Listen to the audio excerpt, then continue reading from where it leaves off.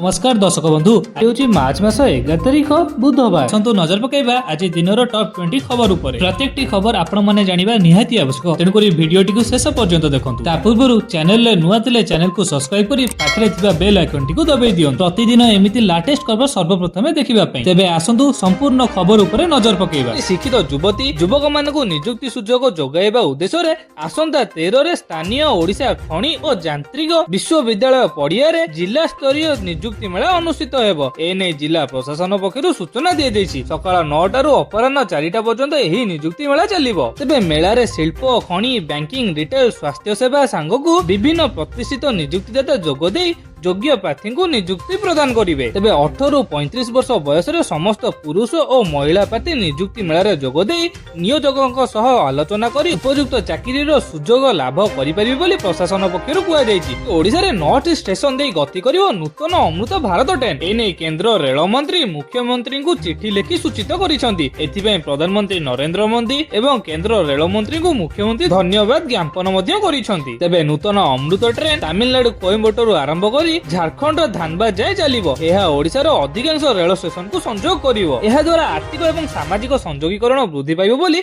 मुख्यमंत्री कहिसंती। एही पदक्षेप केंद्र सरकारक रेल भित्तिभूमि को सुदृढ़ करिवा एवं ओडिसा रे विकास को त्वरान्वित करिया पई निरंतर प्रतिबद्धता को प्रतिफलित करे। जम्मू काश्मीर सरकार 3टी पृथक मामला रे जल शक्ति विभाग 3 जन कर्मचारी को चाकरी बहिष्कार करिसंती। सेमानक उपरे देश विरोधी एवं विध्वंसकारी कार्यकलाप रे संपृक्ति अभियोग रहिछि। तेबे विभाग द्वारा प्रदान करा जायतिबा सूचना अनुसार सेमाने आतंकवादी मानकु गुप्त सूचना टंका एवं निरापद आश्रयस्थल जोगाई देउथिले। प्रदर्शनी पड़िया रे आयोजित भारतीय न्याय संहिता प्रदर्शनी मुख्यमंत्री मंगलवार बुली देखिसंती। एथिसह एही प्रदर्शनी को आहुरी 2 दिन बढ़ाइबा पई घोषणा मध्य करिसंती। एही प्रदर्शनी आसंता 12 तारिख रे शेष हेबो। एही प्रदर्शनी साधारण लोकंकु नुआ आईन रो कार्यकारिता और एहार प्रभाव संपर्क रे सचेतन करिबारे एक उत्तम पदक्षेप। एपरि इडको प्रदर्शनी पड़िया रे आयोजित न्याय संहिता प्रदर्शनी रे आज विश्व रे एकमात्र कार्यक्रम ओडिशा पुलिस कपत सेवार प्रदर्शन करा जायछि। एही अवसर रे भुवनेश्वर कटक अभिमुखी 2टी दल रे 18टी बेल्जियम होम रो पारा को पठा जायतिला। तेबे एही पारा माने निज गोड़ रे बंधा जायतिबा छोटो कैप्सूल माध्यम रे गुरुत्वपूर्ण बार्ता नै आकाश मार्ग रे गति करी पुरातन पिजन स्टोर स्मृति चारण करिसंती। तेबे एही बेल्जियम होम रो पारा मानकर शारीरिक गठन स्वतंत्र होइथाय। सेपरि सेमानक थंटरे थिबा एक प्राकृतिक लौह संरचना थाए जहा पृथ्वी रो चुंबकीय क्षेत्र को चिन्हट करिबारे सहायता करिथाय एवं प्राकृतिक दिव्यवारिणी यंत्र भली काम करे। एभली स्वतंत्र शारीरिक गठन कारणरू पारा माने माइल माइल दूरରୁ ମଧ୍ୟ ସେମାନଙ୍କ ଲକ୍ଷ୍ୟସ୍ଥଳ ସଠିକ ଭାବେ ଖୋଜି ପାଇଥାନ୍ତି। ମଧ୍ୟ ପ୍ରାଚ୍ୟରେ ବୃଦ୍ଧି ପାଉଥିବା ସାମରିକ ଉତ୍ତେଜନାର ତାପ ଏବେ ଭାରତରେ ଦେଖିବାକୁ ମିଳୁଛି। ଇରାନ ଆମେରିକା ବିପଦ ଯୋଗୁଁ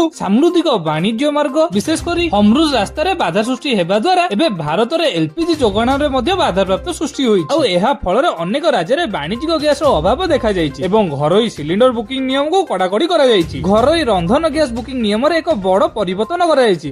ଲୋକଙ୍କୁ ନୂଆ ସିଲିଣ୍ଡର ପାଇଁ ଅତି କମ ରେ 25 ଦିନ ଅପେକ୍ଷା କରିବାକୁ ପଡିବ। ଏହି ନିୟମ କାର୍ଯ୍ୟକାରୀ କରିବା ପାଇଁ ଗ୍ୟାସ ଏଜେନ୍ସି ଗୁଡିକ ସେମାନଙ୍କ ସଫ୍ଟୱେୟରକୁ ଅପଡେଟ୍ କରିଛନ୍ତି। ତେବେ ଘରୋଇ ସିଲିଣ୍ଡରର କଳାବଜାରୀ ଏବଂ ଗଚ୍ଛିତ ରଖିବାକୁ ରୋକିବା ପାଇଁ ବୁକିଂ ନିୟମକୁ କଡାକଡି କରାଯାଇଛି। ଆପଣ ପୂର୍ବ ସିଲିଣ୍ଡର ପାଇବାର 21 ରୁ 25 ଦିନ ପରେ ହିଁ ନୂତନ ଗ୍ୟାସ ରିଫିଲ୍ କରିପାରିବେ। ଆଉ ସେହି ସମୟ ପୂର୍ବରୁ କରାଯାଉଥିବା ଯେକୌଣସି ବୁକିଂ କୁ ସିଷ୍ଟମ ଦ୍ୱାରା ଅଟୋମେଟିକ ଭାବରେ ରିଜେକ୍ଟ କରାଯିବ। ସେପରି ମାର୍ଚ୍ଚ 7 ରୁ ଏଲପିଜି ମୂଲ୍ୟ ବୃଦ୍ଧି ପାଇଛି। ବାଣିଜ୍ୟିକ ସିଲିଣ୍ଡରର ମୂଲ୍ୟ ପ୍ରାୟ 115 ଟଙ୍କା ଏବଂ ଘରୋଇ ସିଲିଣ୍ଡର ମୂଲ୍ୟ ପ୍ରାୟ 60 ଟଙ୍କା ବୃଦ୍ଧି ପାଇଛି। ତଥାପି ସରକାର ସ୍ପଷ୍ଟ କରି କହିଛନ୍ତି ଯେ ବର୍ତ୍ତମାନ ପାଇଁ ପେଟ୍ରୋଲ ଏବଂ ଡିଜେଲ ମୂଲ୍ୟର କୌଣସି ବୃଦ୍ଧି ହେବ ନାହିଁ। ଏପରି ଖାଉଟିଙ୍କୁ ଆଉ ଗୋଟେ ବଡ ଝଟକା ମିଳିଛି। ରୋଷେଇ ଘରେ ମହଙ୍ଗାର ମାଡ଼ ହେଲାଣି। ଗ୍ୟାସ ପରେ ବଢିଲା ଖାଇବା ତେଲ। ହାଣ୍ଡିଶାଳରେ ପଡିଲାଣି ମଧ୍ୟପ୍ରାଚ୍ୟ ଯୁଦ୍ଧର ପ୍ରଭାବ। ବଜାରରେ ବୃଦ୍ଧି ପାଉଛି ଖାଇବା ତେଲ ଦର। ତେବେ କିଛି ଦିନ ତଳେ ରିଫାଇନ ତେଲ ଲିଟର ପିଛା 160 ଟଙ୍କାରେ ବିକ୍ରି ହେଉଥିବା ବେଳେ 2 ଦିନ ହେଲା ଲିଟର ପିଛା 170 ଟଙ୍କାରେ ବିକ୍ରି ହେଉଛି। ତେବେ ଓଡିଶା ମାର୍କେଟରେ ଦୈନିକ 1000 ରୁ 1200 ଟନ ରିଫାଇନ ଓ ପାମୋଲିନ ତେଲର ଆବଶ୍ୟକତା ରହୁଛି। ଦେଶ ଗୁଡିକରେ ଯୁଦ୍ଧ ଚାଲୁଥିବା ଯୋଗୁଁ ତେଲ ଦର ବୃଦ୍ଧି ପାଉଛି। ସେହିପରି ରାଜ୍ୟରେ ଚାହିଦା ଠାରୁ କମ ପରିମାଣର ତେଲ ଆସୁଥିବାରୁ ରିଫାଇନ ଓ ପାମୋଲିନ ତେଲର ଦର ବୃଦ୍ଧି ପାଉଛି। ଅନ୍ୟପଟେ ଓଡିଶାରେ ପ୍ରାୟ 20 ଦିନ ପାଇଁ ତେଲ ଷ୍ଟକ୍ ରଖିଥିବା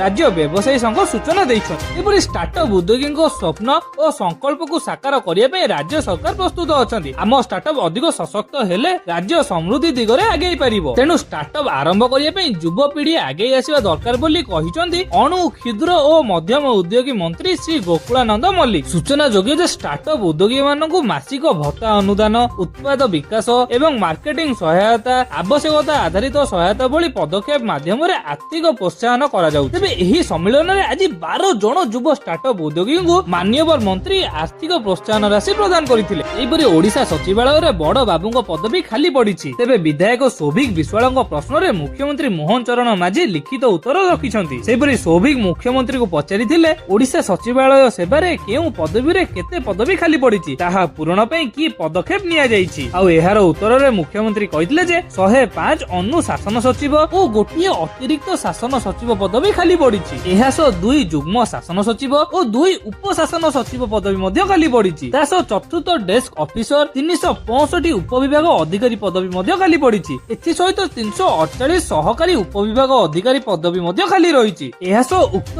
पदवी गुडिक पूरण पई आवश्यकता पदक्षेप ग्रहण करा जाउछि बोली मुख्यमंत्री कहिथिले। एपरि वर्तमान राज्य रे प्रति 1265 जन लोकଙ୍କ पई मात्र जने डाक्टर अछंती। तेबे राज्य रे मोट 15793 टी डाक्टर पदवी मंजूर होइथिबा बेले सेतिरु 4607 पदवी खाली पड़िछि। एहा व्यतीत प्राय 1468 जन डाक्तर उच्च शिक्षा पई जाइथिबारु चिकित्सालय गुडिकर कार्यभार बढ़ुछि बोली विधानसभा रे विधायक पवित्र साउंताଙ୍କ एक लिखित प्रश्नर उत्तर दैछन्ती स्वास्थ्य मंत्री। एहार उत्तर रे से कहिसन्ती ओडिसा रो स्वास्थ्य सेवा क्षेत्र रे डाक्टर रे अभाव एबे एक गुरुत्वपूर्ण चिंतार विषय पलटिछि। तेबे WHO रो नियम अनुसार प्रति 1000 जन जनसंख्या रे जने डाक्टर रहिबा जरूरी, किंतु ओडिसा रे एहार अभाव बहु मात्रा रे परिलिखित होइछि। तेबे डाक्टरଙ୍କ एई बड़ धरणर अभाव विशेष करी ग्रामांचलर प्राथमिक स्वास्थ्य सेवा को प्रभावित करुछि। एहिपरि संपत्तिर तालिका देउनाहांती सरकारी बाबू माने। विधानसभा रे आसिला सांघातिक तथ्य, संपत्ति लुचाउछन्ती सरकारी बाबू माने। सीएमजीए रु प्राप्त सूचना अनुसार मार्च 2 तारिख सुधा 1,25,847 जन सरकारी कर्मचारी संपत्ति तालिकार दाखल करिनाहांती। तेबे राज्य सरकारଙ୍କ अधीन थिबा कर्मचारी निमते 2025 वर्ष पई संपत्ति तालिका दाखल करिवार समय सीमा को मार्च 31 2026 जाय कोहल करिसंती। तेबे राज्य सरकारଙ୍କ अधीन रे थिबा समस्त वर्गर कर्मचारी मानकु सेमानଙ୍କ वार्षिक संपत्ति तालिका को ऑनलाइन पोर्टल रे पूर्वरु जनवरी 1 रु जनवरी 31 रो समय सीमा मध्यरे दाखल करियाको निर्देश दियाइतला। एबे सेही अवधि को मार्च 31 पर्यंत बढ़ाइचंती राज्य सरकार।